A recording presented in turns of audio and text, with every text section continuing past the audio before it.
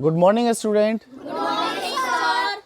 तो चलिए class 9th का जो है नंबर सिस्टम है ना पहला, तो एक दो क्लास में हम लोग शुरू किए थे, कुछ बातें हम लोग कर चुके थे नहीं, तो आज क्या किए हैं कि वन शॉट वीडियो बना रहे हैं ताकि पूरा जितने भी डेफिनेशन टाइप का चीज़ है सब के सब एक साथ एक ही वीडियो में आ जाए ताकि सबको देखने में आसान हो जाए। ठीक है, तो चलिए शुरू करते हैं, है ना। तो नंबर सिस्टम है जिसको हम लोग हिंदी में क्या बोलते हैं, संख्या पद्धति। क्या बोलेंगे, संख्या पद्धति। तो उसमें सबसे पहले क्या करना है कि अंक के बारे में जानना है। किसके बारे में, अंक के बारे में। 0 से लेकर के 9 तक को हम लोग अंक बोलते हैं। क्लियर, 0 से 9 तक को क्या बोलते हैं, अगर आपसे पूछा जाए कि अंक कितने हैं, टोटल कितने अंक हैं, 10। 0 से लेकर के 9 तक अगर आप काउंट करेंगे तो टोटल कितना आपको दिखेगा, 10 दिखेगा ना।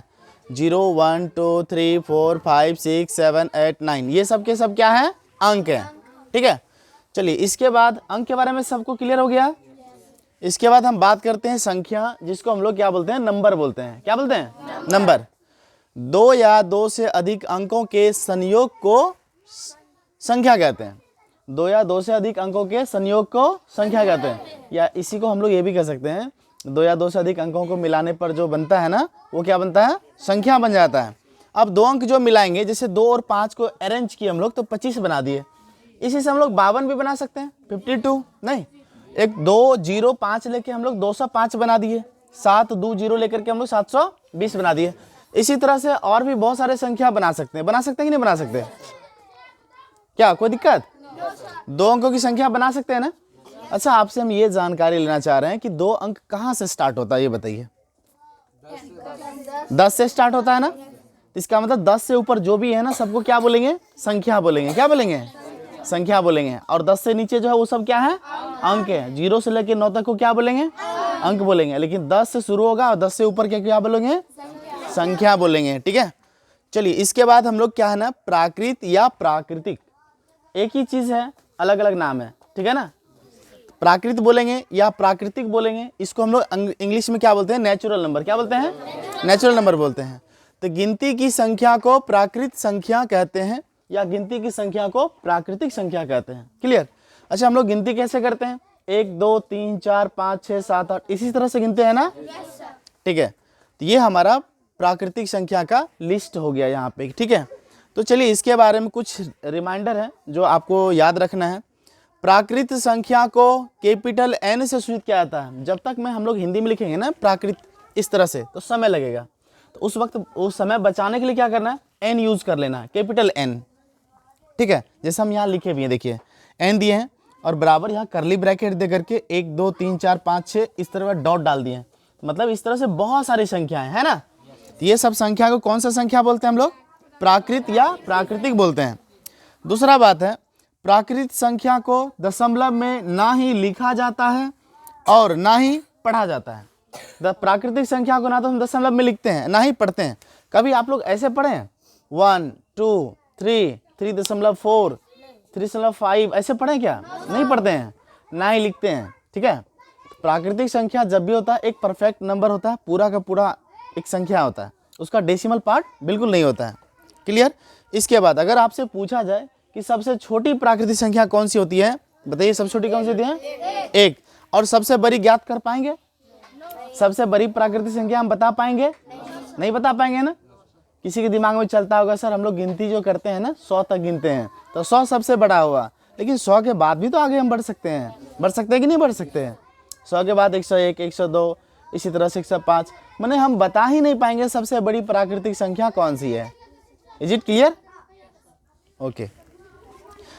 इसके बाद 2 या 2 से अधिक प्राकृत संख्या को जोड़ने या गुना करने पर, देखिए हम 4 होता है, इसे जोड़ घटा गुना भाग होता है, लेकिन हम 2 ही बात लिखे हैं। 2 या 2 से अधिक प्राकृत संख्या को जोड़ने या गुना करने पर प्राप्त योगफल और गुणनफल भी क्या होगा, प्राकृत संख्या होगी। जब 2 प्राकृतिक संख्या को जोड़ेंगे तो उसका रिजल्टेंट जो होगा, रिजल्ट जो बनेगा वो भी प्राकृतिक होगा।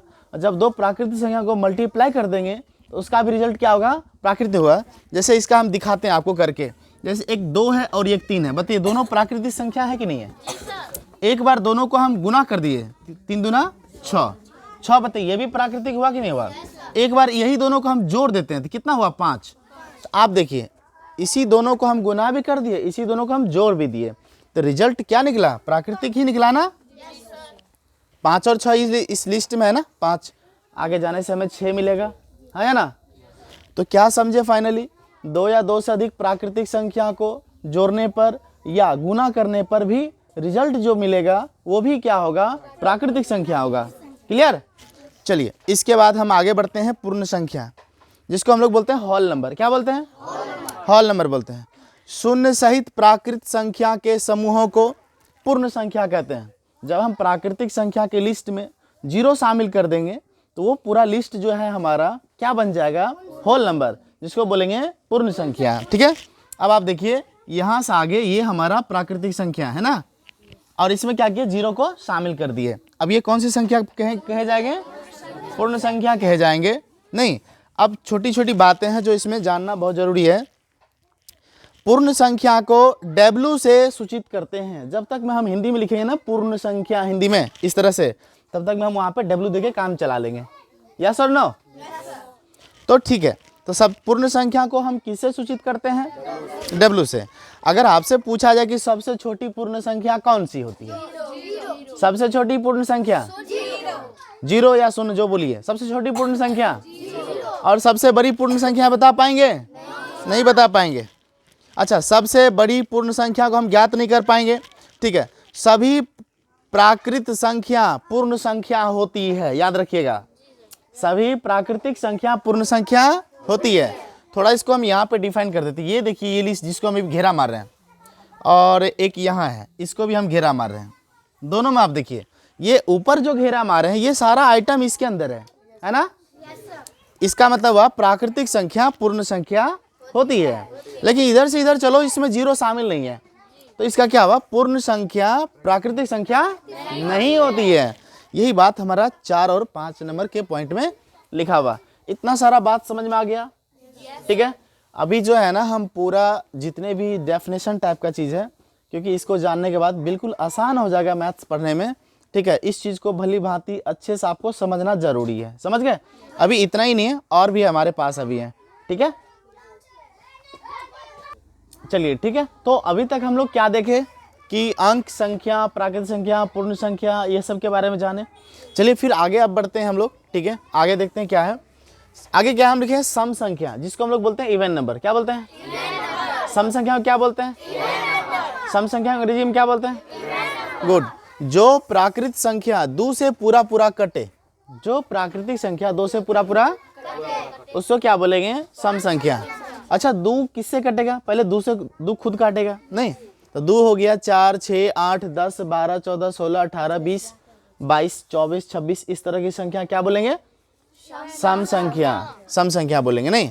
अच्छा देखिए, सम संख्या का रूप 2q का होता है। सम संख्या का रूप किस रूप में होता है? 2q का। अगर यहाँ पे कोई आपसे बोले कि हम 2m लिख देंगे, तब भी कोई गलत है क्या? अच्छा, कोई बोलेगा हम 2p लिखेंगे, तब भी गलत है क्या? अगर आपसे यहाँ पूछा जाए PMQ को क्या बोलेंगे? PMQ क्या है? n, कैपिटल N दिया, इसका मतलब क्या हुआ? प्राकृतिक संख्या। यहाँ देखिए जो बिलोंग्स टू, ये जो लिखा हुआ है ना, ये बिलोंग्स टू का सिंबल है। Q बिलोंग्स टू N, मतलब जो है ना Q को जो हम पढ़ेंगे ना प्राकृतिक संख्या पढ़ेंगे। यहाँ देखिए जैसे 2 और Q जो है ना गुना में है, 2 और M गुना में है, 2 और P क्या है? गुना में है। आप ऐसा करो कि इसमें 1 डालते चलो, 2 और Q की जगह पे 1 डालो, 2 गुना 1 क्या हुआ? 2। अब यहाँ 2 डालो, फिर 2 दूना, अब यहाँ 3 डालो, 3 दूना, अब 4 डालो, 4 दूना, 5 डालो, 5 दूना। अब देखो ये जो हमारा दे रहे हैं प्राकृतिक संख्या, इसमें डालते जा रहे हैं, रिजल्ट हमको क्या मिल रहा है? कौन सी संख्या रिजल्ट मिल रहा है? कौन संख्या मिल रहा है? सम संख्या। कौन संख्या मिल रहा है? सम संख्या। इसीलिए बोले सम संख्या का रूप जो होता है 2q, 2m या 2p का होता है। क्लियर? कितना समझ में आ गया? अच्छा, विषम संख्या अब आते हैं। विषम संख्या में कौन सी इंग्लिश में क्या बोलेंगे? विषम संख्या क्या बोलते हैं? Odd number. जो प्राकृतिक संख्या 2 से पूरा पूरा नहीं कटे, जो प्राकृतिक संख्या 2 से पूरा पूरा, उसे हम विषम संख्या कहते हैं। कौन संख्या बोलते हैं? Very good. अच्छा, विषम संख्या का रूप क्या होगा? अब थोड़ा सोच के देखो, जब इसका 2q होता है, इसमें 2q + 1 कर दो या 2q - 1 कर दो, एक ही बात है। 2q + 1 कहेंगे या 2q - 1 कहेंगे। अगर आपसे कहा जाए कि विषम संख्या का रूप कैसा होता है, क्या बोलेंगे? या 2q - या 2p + 1 या 2p - 1, कुछ भी, लेकिन p उसमें क्या कहलाएगा फिर? प्राकृत संख्या। जो इसमें अननोन है ना, ABCD का जो लेटर है, उसको क्या बोलेंगे? प्राकृत संख्या। क्लियर भाई बात? सम विषम समझ गए ना? अच्छा, एक बात बता दो, सम विषम जब समझ गए तो एक बार जो है ना, ये बता दो कौन सी संख्या सम है कि विषम है? कौन संख्या है? अच्छा बताओ, अब कौन सी संख्या है? कौन सी संख्या? कौन सी संख्या? तो सम विषम क्लियर हो गया, इससे समझ में आ गया। इसके बाद आगे आते हैं। अभी तक हम लोग अभाज्य संख्या का नाम अभाज्य और रूट जानते हैं, नहीं? अभाज्य संख्या बोलेंगे, रूट संख्या बोलेंगे, या प्राथमिक संख्या बोलेंगे, या गैर तन्य बोलेंगे। ये सारे नाम एक ही है। एक आदमी का 4-4, 5-5 नाम होता है ना। इसी तरह से अभाज्य बोलेंगे, रूट बोलेंगे, प्राथमिक बोलेंगे, गैर तन्य बोलेंगे, या इसी को इंग्लिश में क्या बोलते हैं? Prime number. सब एक ही बात है। क्लियर हुआ कि नहीं हुआ? चलिए, रूट जो है ना यूपी लिख दिए, यहाँ पे उत्तर प्रदेश में बोला जाता है। प्राथमिक MP लिखे हैं, मध्य प्रदेश में बोला जाता है।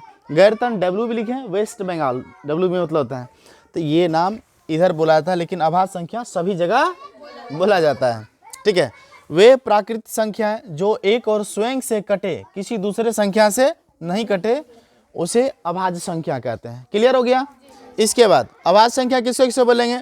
2, 3, 5, 7, 11, 13, ये सब संख्या जो है कौन सी संख्या कहलाता है? अभाज्य संख्या कहलाता है।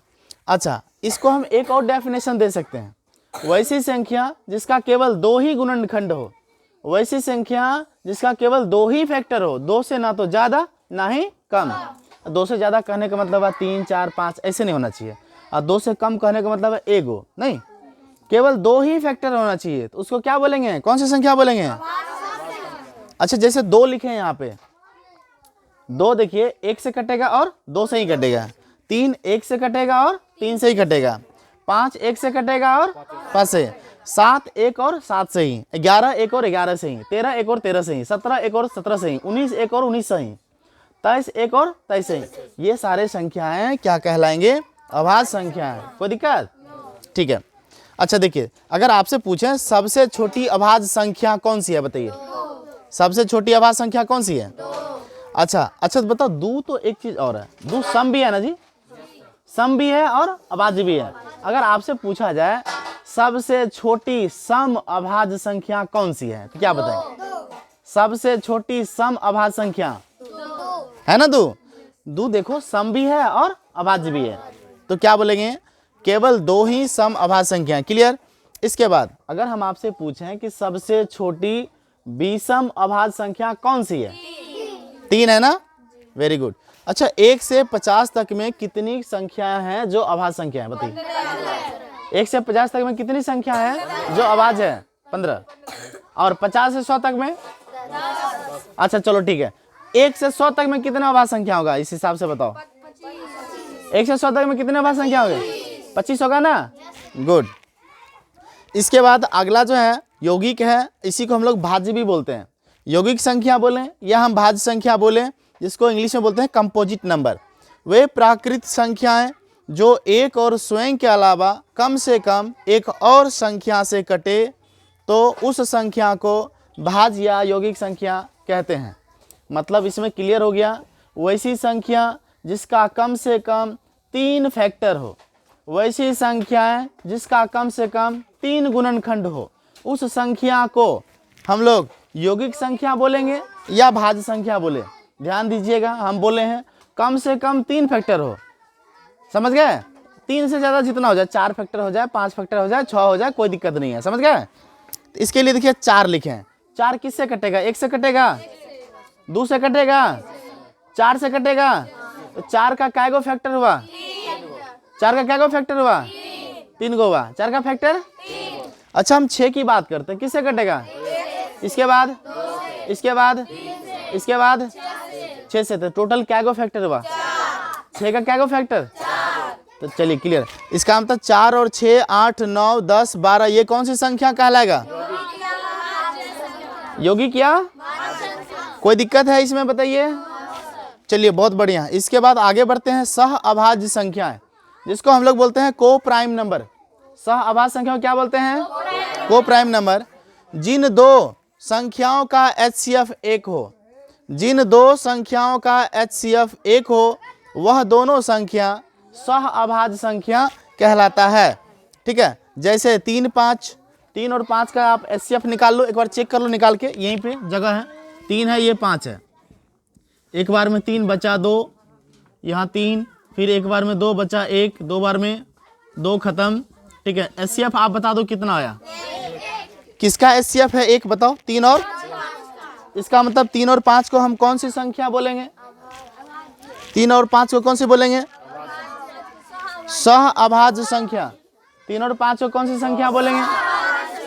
अच्छा, 2 और 3 है, 4 5 है, ऐसे बहुत सारे संख्या है सह अभाज्य संख्या का जोड़ा आप बना सकते हो, निकाल सकते हो। ठीक है, ठीक है। इसके बाद आगे लिखे हैं जुड़वां अभाज्य संख्या, या इसी को बोलते हैं द्वि अभाज्य संख्या, या इसी को एक और नाम देते हैं द्वि अंतरीय प्राथमिक।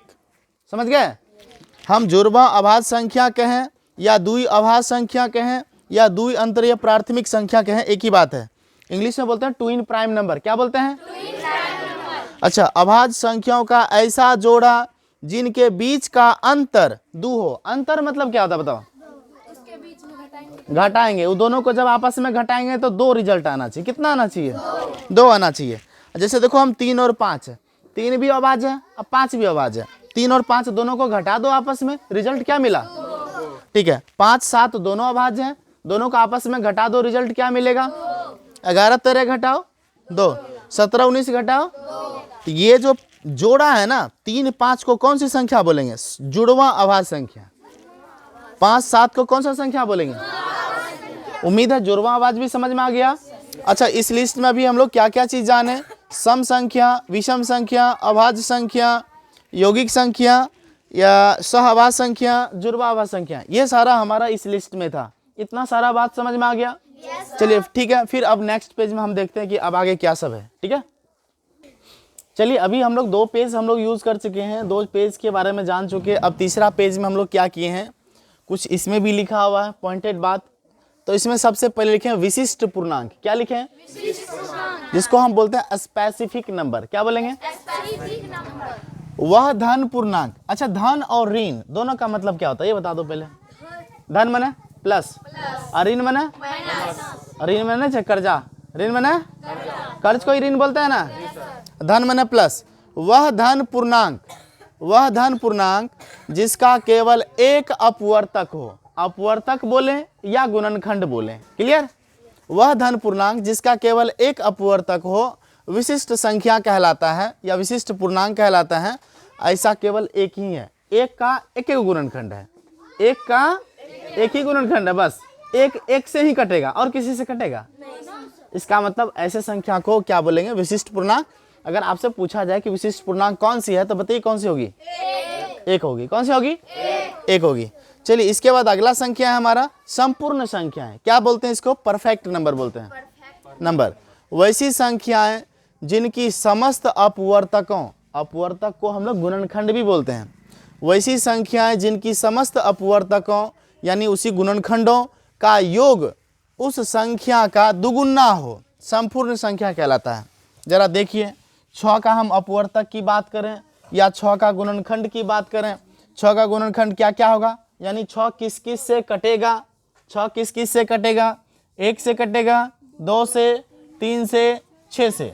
एक बात और यहाँ जानकारी लीजिए, जब भी आप लोग गुणनखंड निकालें, जिस संख्या का आप गुणनखंड निकाल रहे हैं, यदि उसमें अगर आप आधा पे पहुंच गए, आधा के बाद वो संख्या खुद होता है। क्लियर? जैसे देखो 6 का आधा कितना होता है? 3। यहाँ 3 है ना, 3 के बाद देखो संख्या खुद है 6 है ना। इसी तरह से 28 है, 28 का आधा कितना होगा? 14। इसके बाद संख्या खुद यानी 28 ही है। बात समझ में आ रहा है? तो ये हुआ संख्या 6 का गुणनखंड कौन सा होगा? 1 से कटेगा, 2 से, 3 से, 6 से। अब ये सारे गुणनखंड को जोड़ दीजिए। यहाँ देखिए हम जोड़ करके दिखाए हैं। कितना है टोटल? 12। कितना है यहाँ पे? अच्छा 6 का डबल क्या होता है बताओ? क्या बोले? संख्या का 2 गुना होना चाहिए। 6 का 2 गुना कितना होता है? इसका मतलब 6 कौन सी संख्या है बताइए? 6 कौन सी संख्या है? संपूर्ण संख्या। इसी के बाद अगला संपूर्ण संख्या है 28 है। देखिए 28 किस किस से कटेगा? 1 से, 2 से, 4, 7, 14, 14 आधा हो गया। इसके बाद 28 से ही कटेगा। अगर ये सारे गुणनखंडों को अगर आप ऐड करेंगे तो कितना बनेगा? 56। कितना बनेगा? इसका मतलब ये 28 कौन सी संख्या कहलाएगी? संपूर्ण संख्या कहलाएगा, नहीं कहलाएगा? कोई दिक्कत है इसमें बताइए? अब मेन चीज है जो आपको समस्या सबसे ज्यादा पूर्णांक में होता है। अगर किसी बच्चे से पूछ भी दिया जाए ना कि पूर्णांक संख्या किसको कहेंगे, और कुछ एग्जाम्पल देते हैं कि भाई पूर्णांक संख्या है कि नहीं है, तो बच्चे जवाब भी सही से नहीं दे पाते हैं। थोड़ा इसके बारे में देखते हैं। पूर्णांक को हम लोग इंटीजर बोलते हैं। क्या बोलते हैं? इंटीजर बोलते हैं। पूर्ण संख्या और इसी के ऋणात्मक संख्या के समूह को पूर्णांक संख्या कहते हैं। ओके, तो अब आप देखो, यहां से देखो 0 से लेकर के ये पूरा लिस्ट इधर घुमा देते हैं। ये आपको कौन सी संख्या दिखा? पूर्ण संख्या है ना? ये 0 से लेकर उधर सारा के सारा कौन संख्या? तो ये देखो इधर जाएंगे पॉजिटिव है कि निगेटिव है? अच्छा 0 से अब ये इधर आ जाओ, सब क्या है?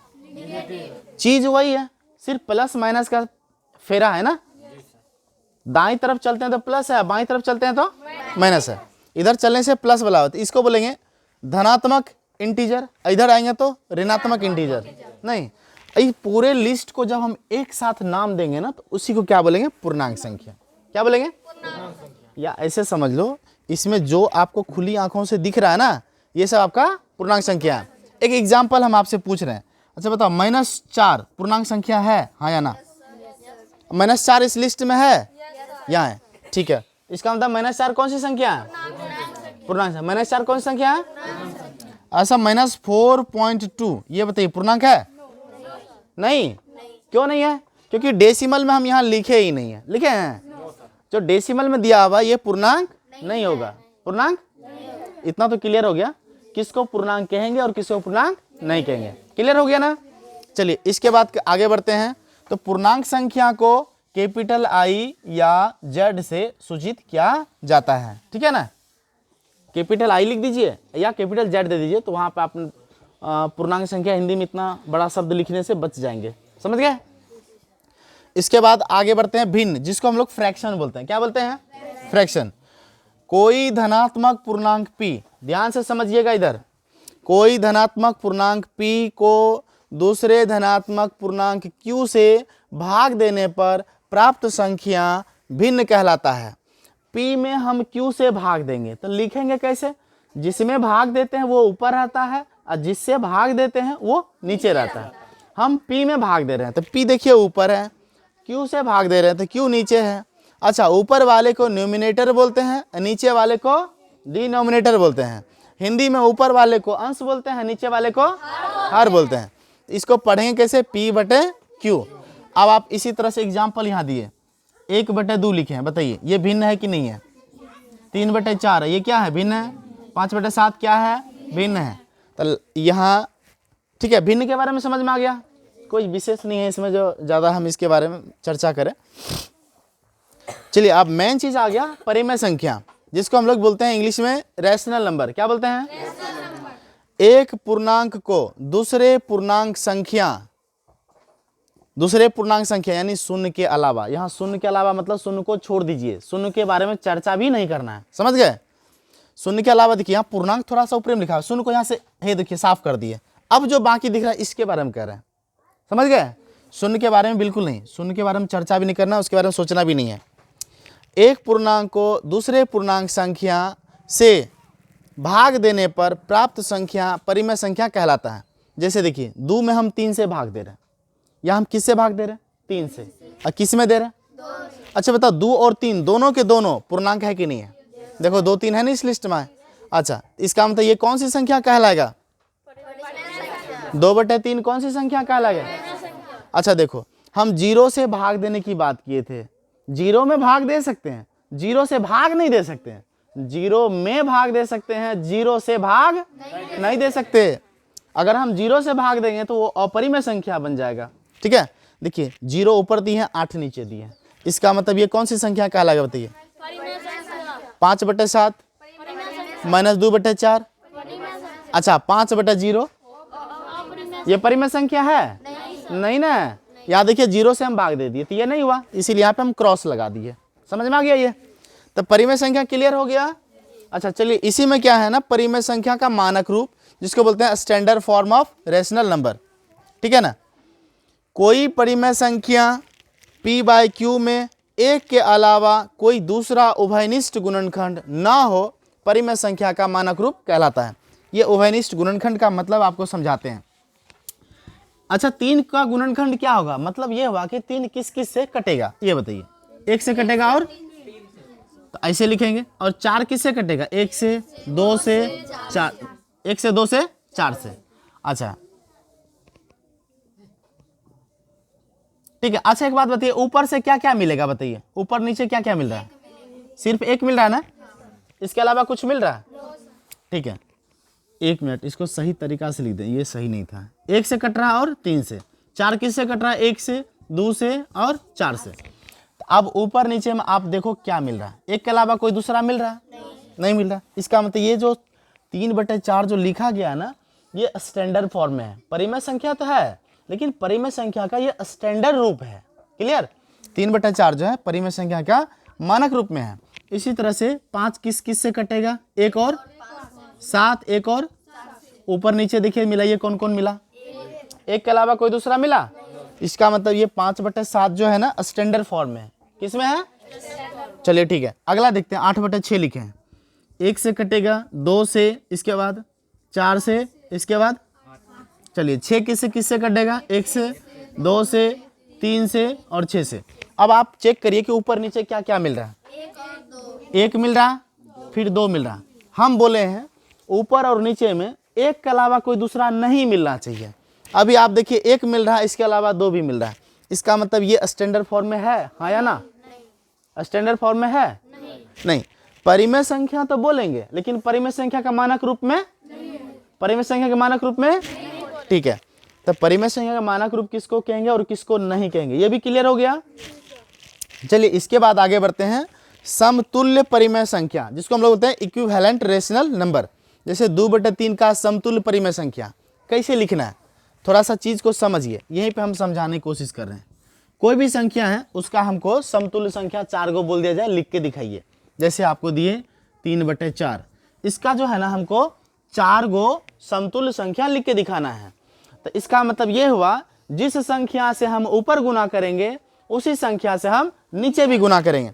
मेरा इच्छा हुआ कि हम 2 से मल्टीप्लाई करें, तो 2 से गुना करिए, 3 दूना 4 दूना, ये 3/4 का समतुल्य संख्या 6/8 है। अभी 2 से गुना किए थे, इसी तरह से 3 से गुना कर दिए, 3 तिया 4 तिया, 4 से गुना कर दिए, 4 तिया 4 चौका।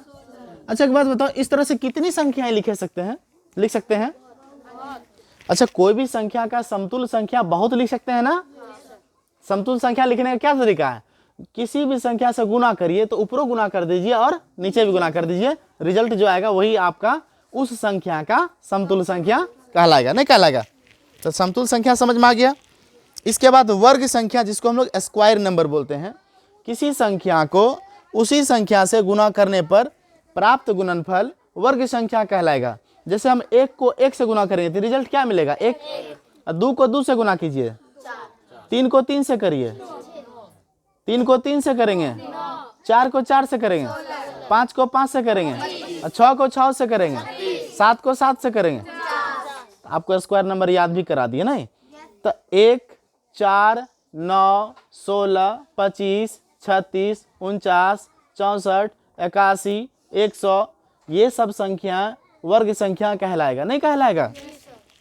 देखिए यहाँ लिख दिए 1, 4, 9, 16, 25, 36, 49, ये सब संख्या वर्ग संख्या। समझ में आ गया? वर्ग संख्या। इसके बाद बात करते हैं अपरिमेय संख्या की, जिसको हम लोग बोलते हैं इरेशनल नंबर। कौन सा नंबर? अच्छा लिखिए, √x एक अपरिमेय संख्या है जहां x कोई वर्ग संख्या ना हो। x कोई वर्ग संख्या ना हो। अच्छा देखो, रूट के अंदर में कोई वर्ग संख्या नहीं होना चाहिए। 2 वर्ग संख्या है? नहीं है ना 2 वर्ग संख्या, नहीं है ना जी। तो इसका मतलब 2 रूट के अंदर चलाएगा। देखो या वर्ग संख्या का लिस्ट यहाँ देख लीजिए एक बार, देख लीजिए सब, ये सारा आइटम रूट के अंदर में नहीं होना चाहिए। देखो 2 इस लिस्ट में है नहीं है, तो 2 रूट के अंदर आ जाए। 3 नहीं है, 3, 5 भी है, ये सब संख्या कौन सी संख्या कहलाएगा? अपरिमेय संख्या कहलाएगा। कौन संख्या? अपरिमेय संख्या। लास्ट हमारा है वास्तविक संख्या, ठीक है, जिसको बोलते हैं रियल नंबर। परिमेय संख्या और अपरिमेय संख्या के समूह को वास्तविक संख्या कहते हैं। जैसे मान लो एक डब्बा इधर है, एक डब्बा इधर है, इसमें परिमेय संख्या भरा हुआ, इसमें अपरिमेय भरा हुआ। एक बड़ा सा डब्बा नीचे है, इसको भी इसमें डाल देंगे, इसको भी डाल देंगे और खूब मिला देंगे ऐसे ऐसे करके। अब ये कौन सा मेरा डब्बा बन गया? वास्तविक संख्या बने। कौन संख्या बना? नहीं बन गया वास्तविक संख्या। अच्छा एक चीज ध्यान से फिर से आप महसूस करो, थोड़ा सा पढ़ाई का मतलब है सिर्फ याद नहीं करना है, चीज को समझना है। एक डब्बा यहाँ दिखा, एक डब्बा इधर है, एक डब्बा इधर है, एक डब्बा नीचे है, इसमें हमारा परिमेय है, इसमें मेरा अपरिमेय है, इसको इसमें उल्टा दिए और इसको भी इसमें डाल दिए। तो इस डब्बा में अभी क्या क्या है? जो बड़ा डब्बा है दोनों है ना। अगर हम आपसे बोले अच्छा बताओ ये 3 डब्बा भी हमारे पास हो गया ना, एक इधर है, एक इधर है, एक नीचे है, कितना डब्बा हुआ? और तीनों में बड़ा डब्बा किधर है बताओ? और नीचे वाला बड़ा डब्बा है।